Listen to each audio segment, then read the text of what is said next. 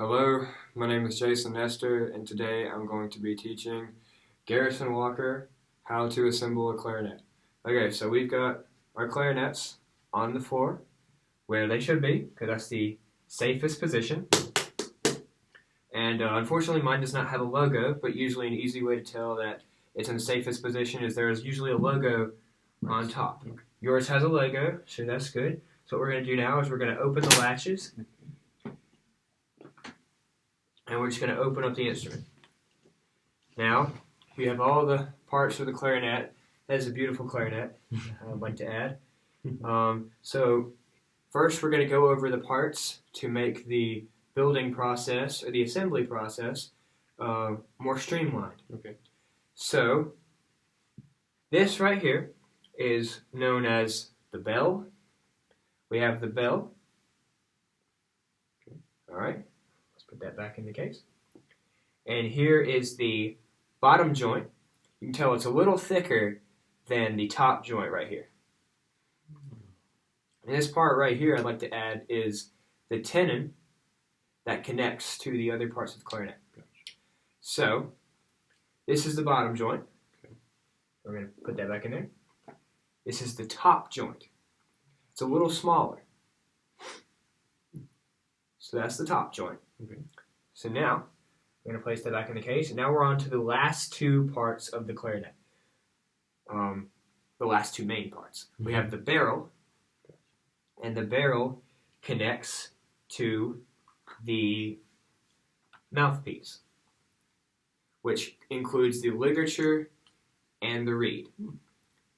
So, if yours is not already on there, which mine is, we're going to take that off, and we're just going to place that there.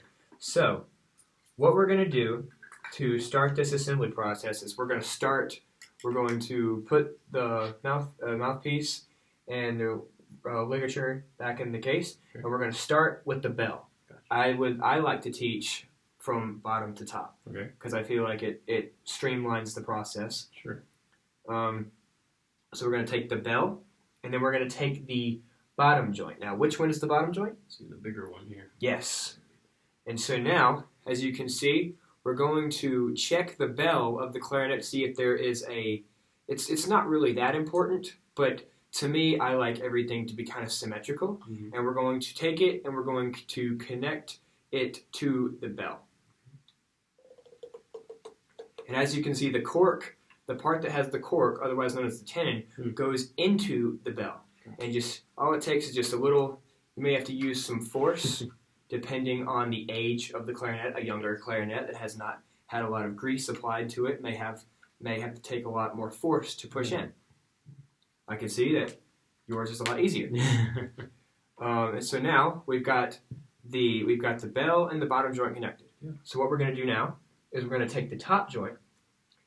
And one thing I'd like to say is to be careful of is there's a little key right here. This is known as the bridge key. The bridge key, these, you have to take your fingers and press down on these keys right here and see how it lifts that bridge key. Yeah. Because as you can see on the bottom joint, there is a little space for that bridge key to go over. So we're just going to take it and we're just going to place that and make sure that bridge key is on top. I would also like to add that we want to make sure that all of the exposed tone holes are in line with each joint. So the top joint tone holes need to be in line with the bottom joint tone holes. Okay. An easy way to do that is to just look down the instrument. Mm. Alright, so we've got that part connected. So now we're going to take our barrel and we're going to place it on top of here. Alright. An easy way to install the barrel without having to grasp any of the buttons is to try and place it like this. Okay. And hold it at the bell. Gotcha. And then just give it some force. Okay. Not too much, Yeah. but just a little bit of force. So now, the last part of this procedure is we're going to take the mouthpiece without the ligature,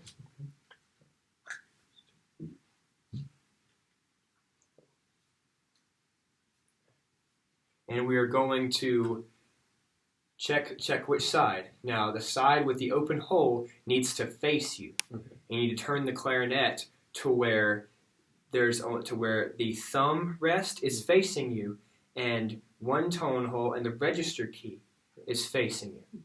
And that all needs to be facing you, and the hole in the mouthpiece needs to line up with the register key. An easy way to do that is to just place it right here. Kind of just use your body and let the instrument and try to do as little work as possible.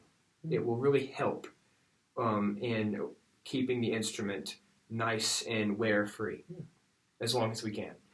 So now just do some final adjustments, and now we're going to put the ligature and the reed on. There are different ways that you can put the ligature and the reed on. However, I feel like an easier way to do that is to take the ligature and the reed. Now usually, if we were going to make a sound, we would have the reed in the mouth soaking it, but since we're not making a sound today, it will be okay if we just have a dry reed. Sure. So what we're going to do is we're going to place the reed like this, just like this on the mouthpiece,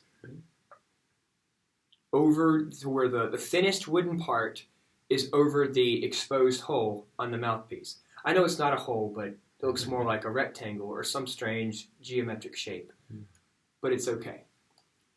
And this is also sort of an optical illusion. If you can see a little bit of the black part of the mouthpiece on top of the reed, but you can also turn it around and see some of the reed on the mouthpiece, then you know you've gotten it in the perfect position. Okay. And now, this is where we have to be really careful. We have to put the ligature over it. And might I add that the screws of the ligature need to be facing to the right.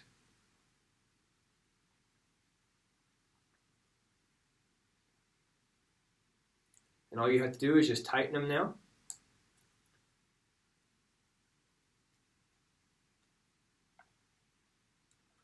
All right, so now we have our clarinet assembled. Let me see. Looks great. So now what we're going to do is disassemble the clarinet, and we're going to work backward. You know how we started with the bell with assembly? We're going to start with the very top with disassembly. So what we're going to do is we're going to start out by loosening the. Oh wait. The ligature is not correct. I think mine's a little different. You have an intermediate clarinet. Yeah, Okay. Yeah. So they're still facing right. Yeah, so on a regular beginner clarinet, yours would be on the front. Yours would be facing this way, and the screws would be to the right. But since you have an intermediate clarinet, that is okay. Yeah. Good.